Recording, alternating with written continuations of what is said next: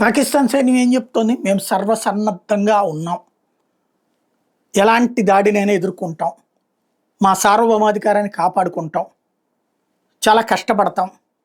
యుద్ధం వస్తే భారత్‌ని ఓడిస్తాం. మరి భారతదేశం ఏం చెప్తది? అయ్యో! మేము ఓడిపోతాం. మీరొస్తే భయపడిపోతాం. పారిపోతాం అంటదా?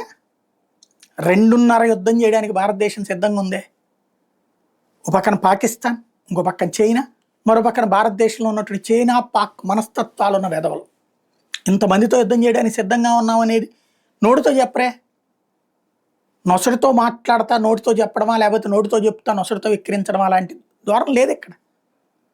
పాకిస్తాన్ సైన్యానికి ఒక పక్కన భయం పుడుతోంది. ఏం చెప్పాలో అర్థం కావట్లేదు. సైనికాధికారులు ఏమంటారు? ఆ దాడి మాకు సంబంధం లేదంటారు. అదే సందర్భంలో దీని పర్యవసానాలకు మేము సిద్ధంగా ఉన్నామంటారు. అంటే అర్థం ఏంటి? వాస్తవానికి వాళ్ళ సైనికాధికారే ఈ పని చేశాడు, వాళ్ళ సైనిక చీఫే ఈ పని చేశాడు. కాకపోతే అతనికి సైన్యంలో పెద్దగా మద్దతు లేదు. కానీ తనని తాను ప్రూవ్ చేసుకోవడానికి బంగ్లాదేశ్ ట్రైన్ విషయంలో ఫెయిల్యూర్, దానికి కారణమైంది బెలూచ్ రెబల్స్, వాళ్ళకి సపోర్ట్ చేస్తుంది భారత్ అనేటటువంటిది అతని ఫీలింగ్. మేబీ అయ్యి ఉండొచ్చును. అందుకోసం అక్కడ ప్రయాణికులను ఎవరిని చంపలా, కేవలం పాకిస్తాన్ సైనిక అధికారులు, ఐఎస్ఐ అధికారులనే చంపింది. ఇక్కడ ప్రయాణికుల్ని చంపారు. ఇది ఎలా జరిగింది?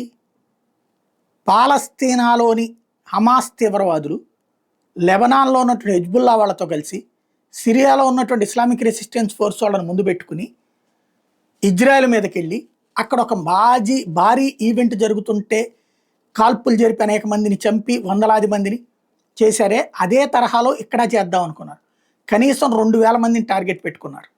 కానీ మధ్యలో అక్కడ ఉన్నటువంటి పబ్లిక్ పారిపోవడం, ఇంకోటి వీళ్ళు 5-6 ఉండటం వర్కౌట్ కాల.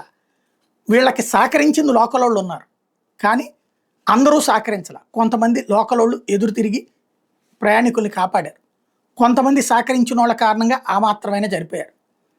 కాబట్టి ఇదివరకటికి మళ్ళీ కంట్రోల్ లేదన్న విషయం అర్థమవుతుంది వాళ్ళకి రాబోయేటటువంటి రోజుల్లో. అందుకనే ఏదో ఒక అల్లకల్లోలం కాశ్మీర్లో జరిగి మళ్ళీ పాత రోజులు రావాలని వాళ్ళు కోరుకుంటారు.